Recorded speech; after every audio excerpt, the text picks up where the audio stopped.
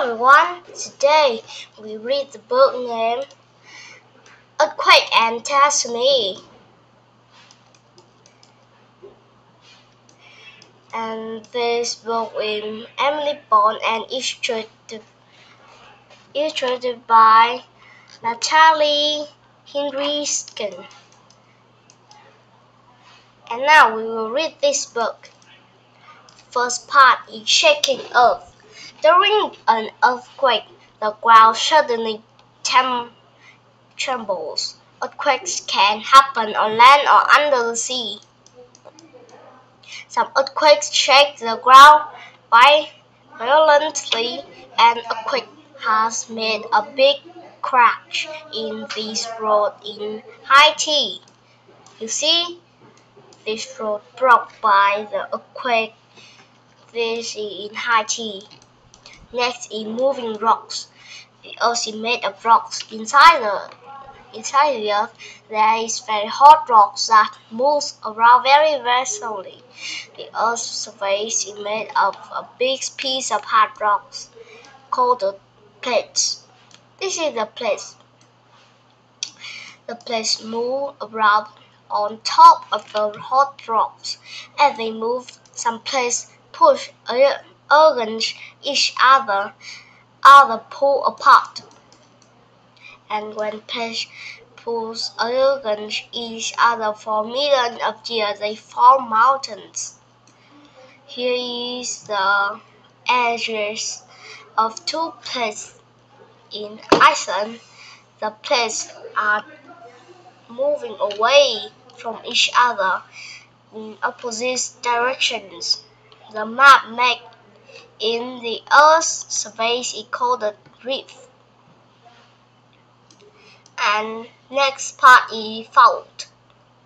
Most earthquakes happen where two plates scrape against each other, and in some places there are cracks near the edges of the plates called the fault. This is the San Andreas Fault in California, USA. Over 10,000 earthquakes happen along its length every year, and sections of rocky faults shift and push against each other. Sometimes a big section of rock suddenly shifts, making the surrounding rock shake, and the shake spreads up to the surface, causing an earthquake. As the rock in the fault settles after the big earthquake, it can cause smaller quakes called aftershocks. And next part is how does it feel? When an earthquake starts, the ground trembles, then shakes violently. The effects of an earthquake are measured on the scale. The most famous is called the Richter scale, and 0 means that the ground is completely still.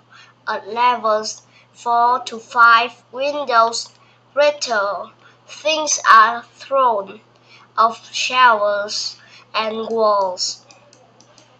And at levels 6 and above, buildings may collapse, and people are very frightened.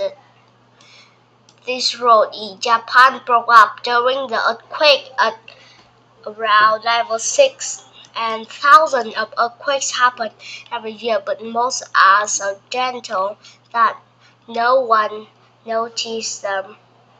Next is Sleepy Land earthquake. Earthquakes also loosen big sections of oil and rocks, making them slip down steep slopes. This is called a landslide. and usually soil and rocks on the ground are packed closely together. When the ground shakes, the rocks and soil are shaken apart. On the slope, the loose rocks slide down very quickly, pushing more rocks and oil down too. And part of this hill in China has fallen away during landslide. The rocks have smashed into houses at the bottom. And next is city destructions. And when a big earthquake strikes in the city, it causes serious damage and puts people's lives in danger. Buildings are shaken in all directions, making the walls crash, so collapse. And electricity cables fall down, so people don't have any power, lie or hurt. And the tumbling ground make road and bridge break up. Water pipes burst open, cutting off water supplies to the city. And this is a city in Japan after a violent earthquake. Next part is after the earthquake. Rescue teams find the people who are trapped in the danger after an earthquake. This rescuer is using a dog to find people under buildings that collapsed during an earthquake in Japan. The dog can find people by smelling them. And you see, this dog is spelled to rescue people. And rescuers use equipment to free people quickly and safely.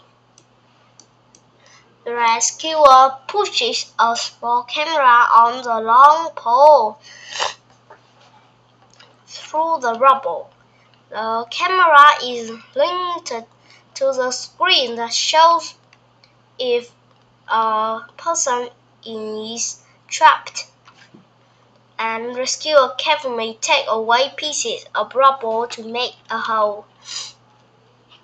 The people is lifted out of the hole and strapped onto the stretcher. Next part is helping people. When earthquakes damage houses and shops, people can be left with nowhere to live and no way to look after themselves. To help people, emergency camps are set up, like this one in Pakistan that tents for people to sleep in. You see, there are many tents on the road. And people staying in the camp are given food, water, blankets, and clothes. Camp schools are set up so children don't miss the lesson. And we go to the next part, is earthquake at seas. Oh, at seas, I haven't seen earthquake at the sea very often. When earthquakes happen under the seas, they can create gigantic waves called the tsunami, and this is how they are made. 1. An earthquake joys in the sea floor up and down, and next the sea above is jointed too. Waves from the surface, waves start to race toward the shore, gradually getting bigger and more powerful. The tsunamis are so powerful they can carry huge ships far inland. and then massive waves crash onto the shore with enough force to destroy buildings and trees. Oh, you see, the tsunami is very, very powerful, and I'm scared of the tsunami.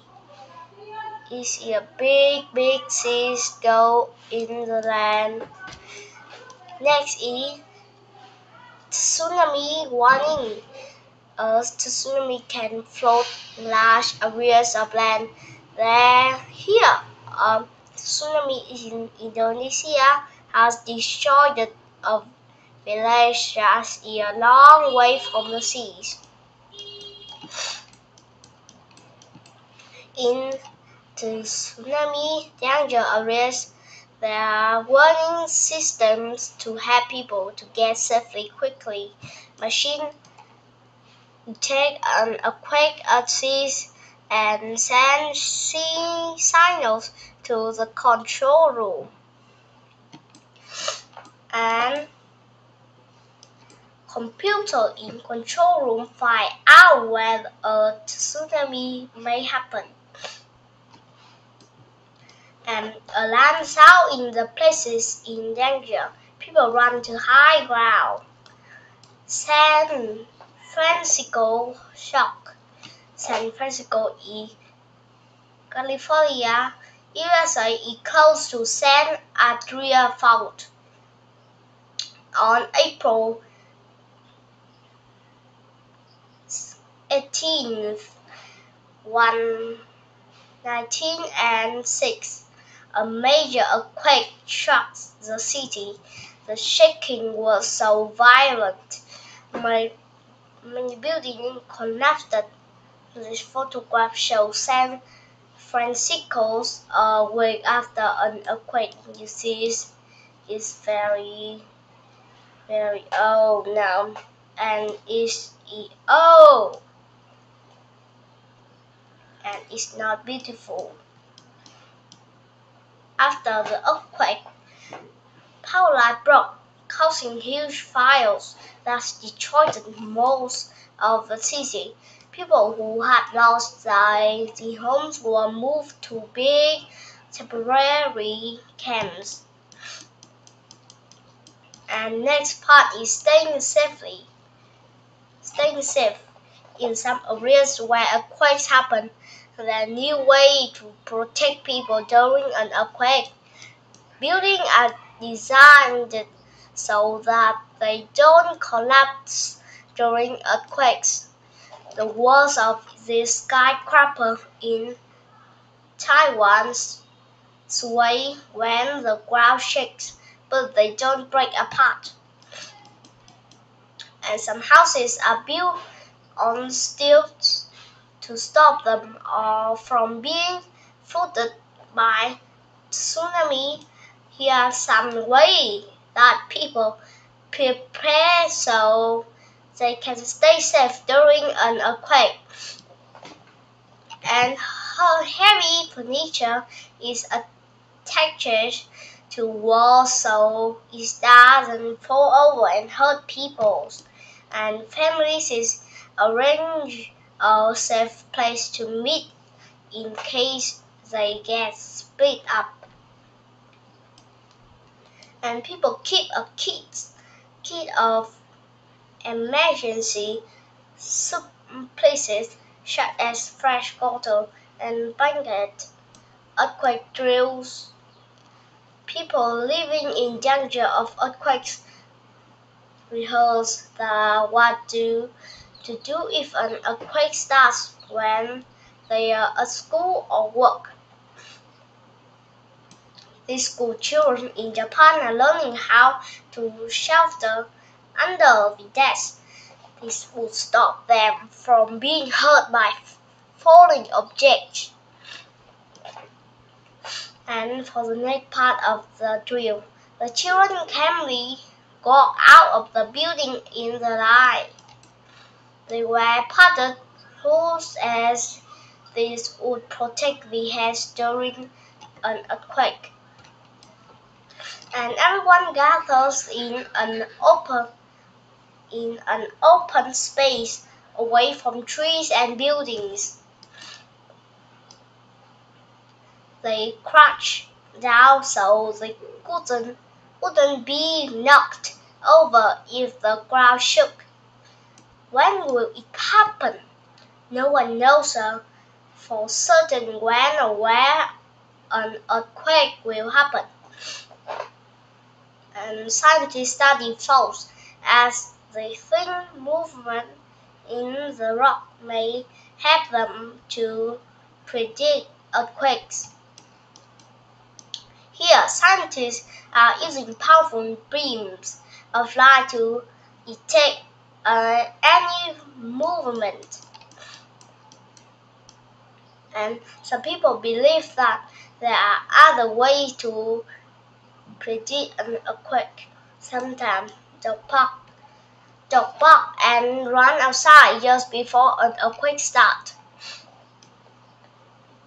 Frogs and other animals may leave an area day before an earthquake hits. And flashes of light in the sky could mean an earthquake is about to happen.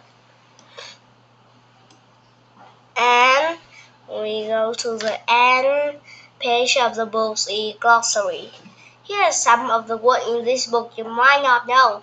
The page tells you what they mean. First word is plate. The plate means a big piece of moving rocks plate made of Earth's face. And next word is fault. It's a crash in the rocks along plate edges where earthquakes happen. Next is landslide, when a big section of soil and rocks slip down hills. And next is emergency camp. It's a place people can stay in if the homes are destroyed. Next is tsunami. It's massive waves from when there is an earthquake at sea. And next is a warning system. A warning system to detect the tsunami so people can get to safety. And next is the last word is earthquake drill. A rehearsal of what to do during and after an earthquake. And now we finish this book and bye bye everyone. Thanks for watching.